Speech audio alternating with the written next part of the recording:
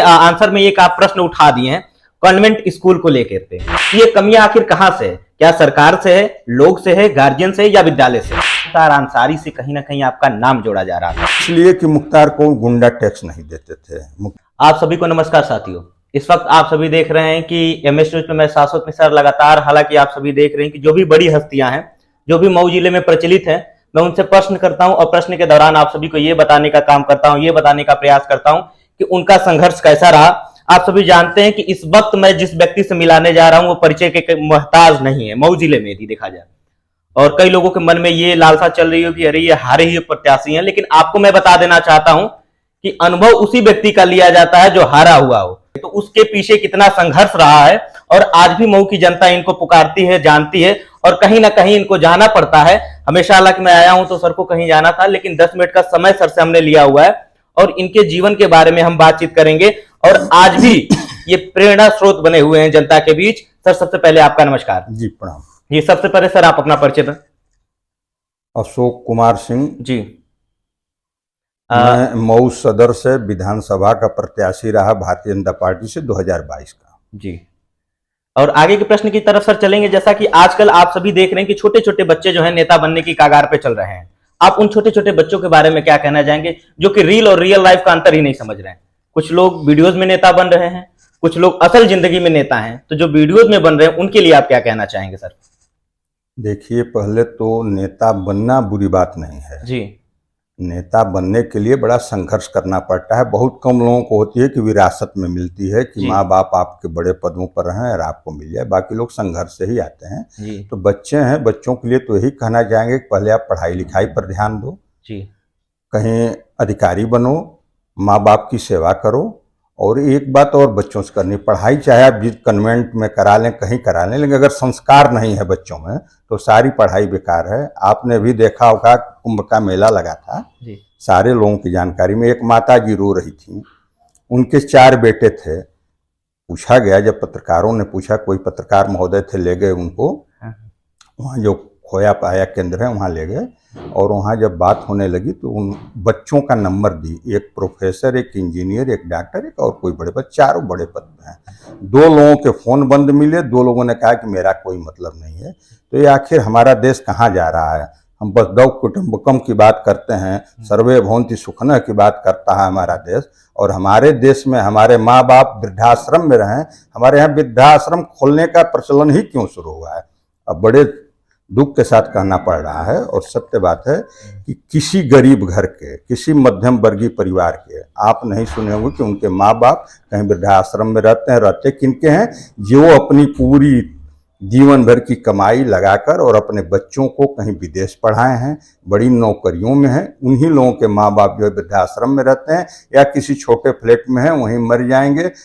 कई बार आपने देखा होगा कि विदेश से लोगों ने वहीं से फोन किया, बच्चों ने कहा कि दाह संस्कार कर लीजिए, मैं नहीं आ पाऊंगा, मुझे छुट्टी नहीं। बिल्कुल, ये चीजें कहीं ना कहीं हमको सुनने को भी और देखने को भी मिलती है वीडियोस के माध्यम से। सर आगे की तरफ चलेंगे। आप अपने आंसर में एक आप प्रश्न उठा दिए हैं कॉन्वेंट स्कूल को लेकर के, तो इसके बारे में क्या कहना चाहेंगे? जो भी बड़ी बड़ी हस्तियां हैं, जो भी गवर्नमेंट जॉब में है, उस कॉन्वेंट स्कूल में ना भेज के वो प्राइवेट स्कूलों में अपने बच्चों को भेजना पसंद कर रहे हैं। ये कमियां आखिर कहां से है? क्या सरकार से है, लोग से है, गार्जियन से या विद्यालय से?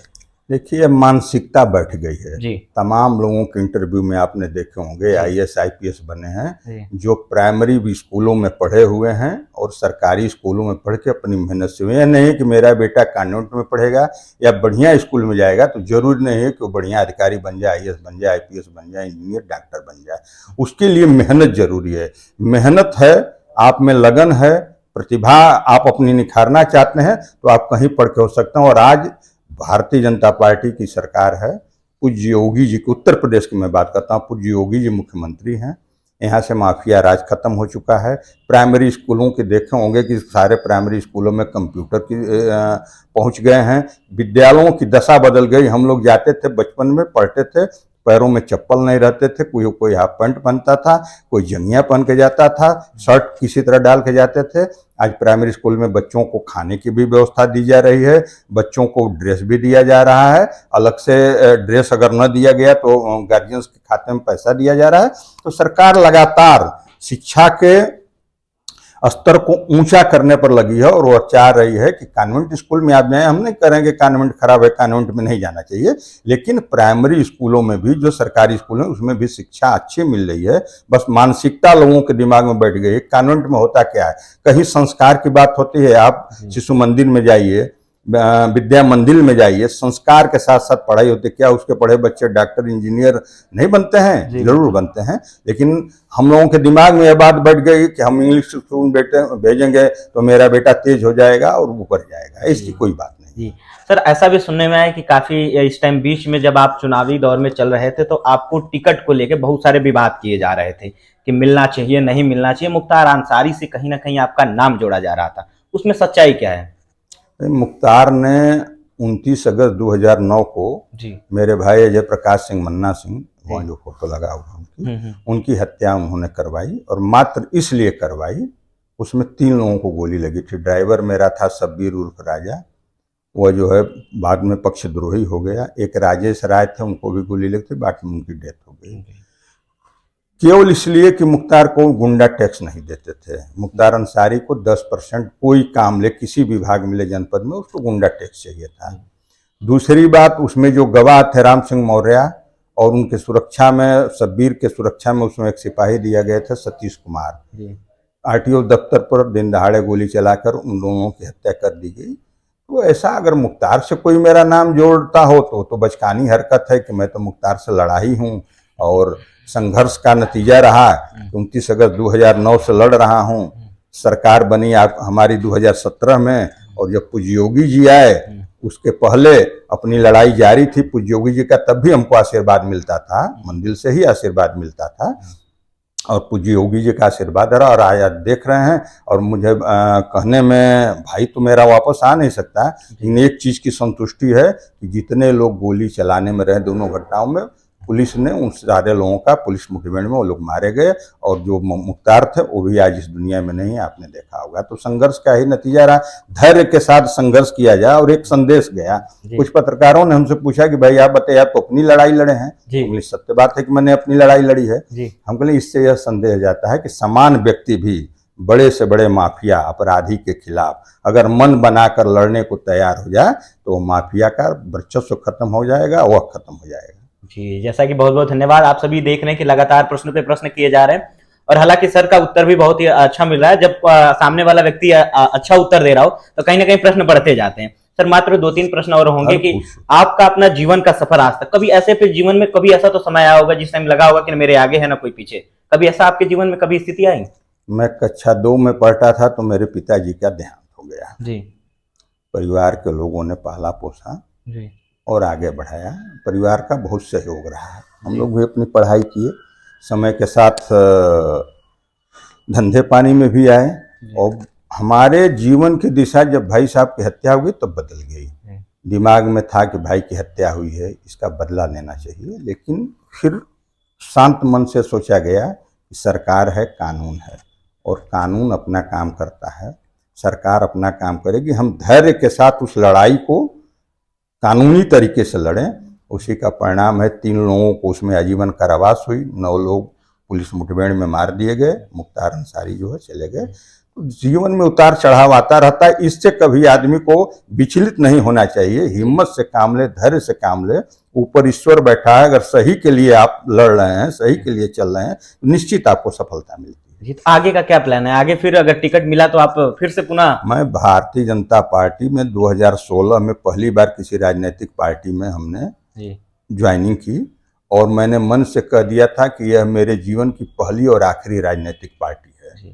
2017 में भी मुझे सिंबल मिला था, लेकिन समझौते में सीट चली गई थी, फिर हम चुनाव नहीं लड़े।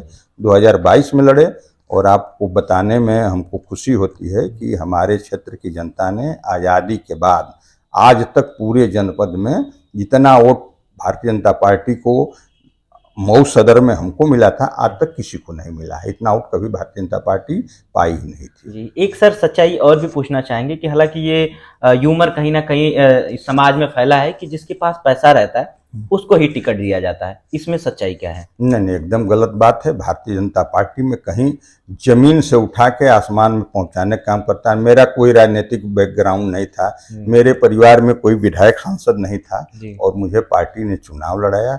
मैं धन्यवाद देता हूँ, एहसान रहेगा हमेशा पार्टी का, ऋणी रहूंगा पूज्य योगी जी का और भारतीय जनता पार्टी का, कि मुझ जैसे साधारण व्यक्ति को मऊ सदर का उन्होंने प्रत्याशी बनाकर चुनाव लड़वाया। तो सर, जैसे कि बहुत सारे आपके यहाँ ऐसे कि आते होंगे पैरवी के लिए, बहुत सारे प्रेरित आते होंगे, भैया मेरी ये परेशानी है सर, ये समस्या है, तो आज भी आप कहीं ना कहीं उनकी पैरवियों को सुनते हैं और उनके अनुरूप जो काम रहते हैं, जो लगे कि उनके लिए सही हो, वो आप काम करते हैं। तो क्या पैरवी करते हैं तो भय नहीं लगता, डर नहीं लगता कि मान जी किसी के एक आध दो पैरवी कभी कभार गलती हो गई तो?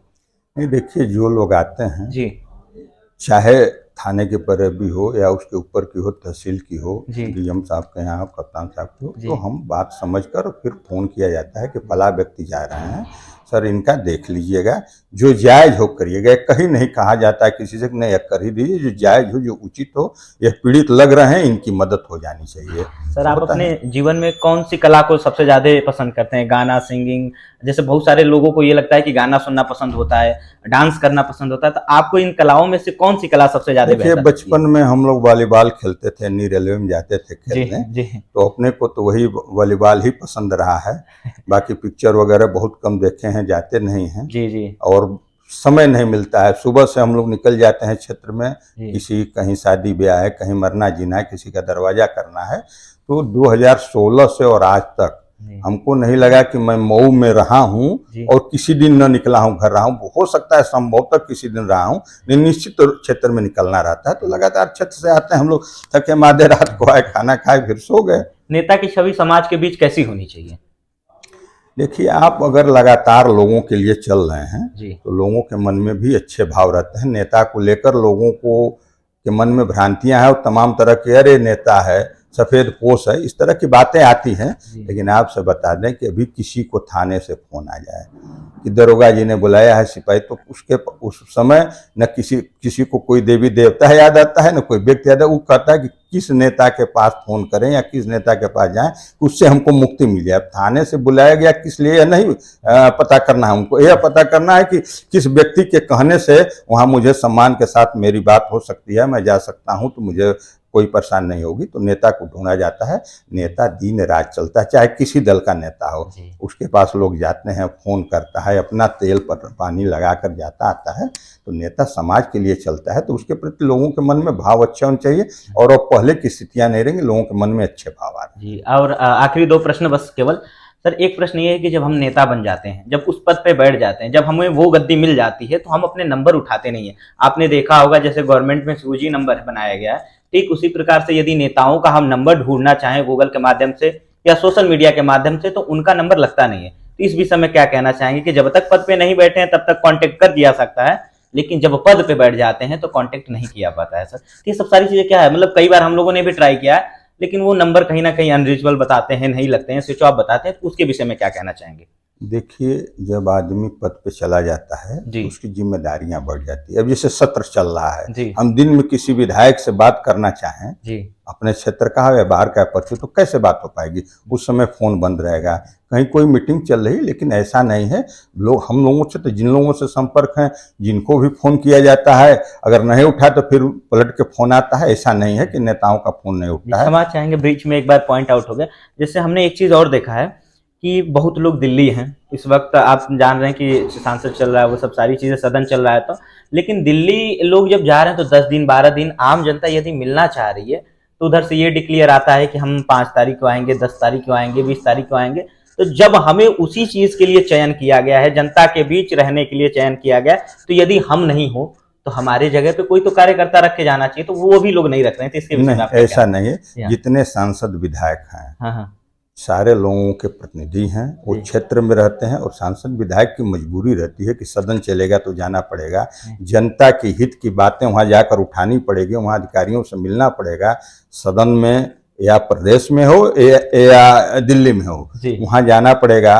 अधिकारियों से मिलना पड़ेगा, तभी तो क्षेत्र का काम हो पाएगा। और सारे लोग अपना जनप्रतिनिधि रखते हैं।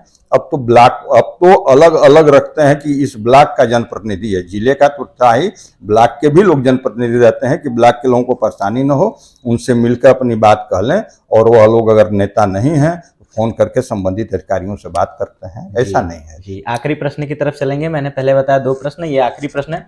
और आप सभी देख रहे हैं कि लगातार अशोक सिंह जी से हम जुड़े हुए हैं और लगातार प्रश्नों पे प्रश्न किए जा रहे हैं। सर, आपने अभी बीच में एक जिक्र किया पत्रकार, कि पत्रकार अच्छे भी होते हैं, बुरे भी होते हैं, क्योंकि हर जगह सामंजस्य बनाया रहता है। हम ये भी किसी को नहीं कह सकते कि वो बुरा व्यक्ति है, हम ये भी किसी को नहीं कह सकते कि वो पूरा सही है।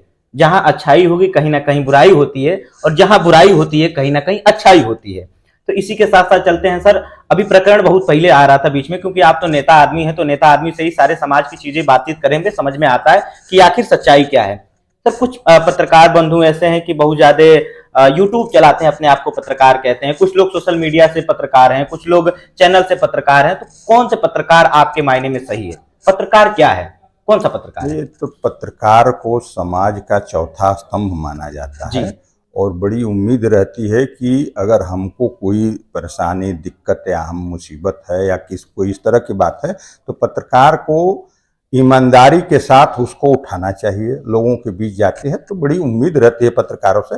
है कुछ लोग, कमी कहाँ नहीं है, आप बताएं कि कमी कहाँ नहीं? कमी हर जगह है। तो ऐसा नहीं कर सकते हैं कि एक कमी को ऐसे हम कर दें कि सारे पत्रकार खराब है। एक नेता अगर कहीं किसी में कमी हो तो सारे नेता खराब है, एक अधिकारी खराब है तो उसके लिए सारे अधिकारी, ऐसा नहीं है। पत्रकार जो है बड़ी उम्मीद रहती है। और लोग जब हर जगह से परेशान हो जाते हैं, मान लीजिए कहीं कोई बात नहीं सुनी जाती है, तो आदमी कहता है कि चलो यार मीडिया में इस बात को कह दिया जाए, और मीडिया जब इसको प्रचारित करेगी तो संबंधित अधिकारी या संबंधित नेता जो भी है, सरकार है, दबाव में आ जाती है। जी हाँ। तो बड़ी उम्मीद रहती है। ऐसा नहीं कि पत्रकार कौन सा सही होता है सर, यूट्यूब वाला या टीवी वाला?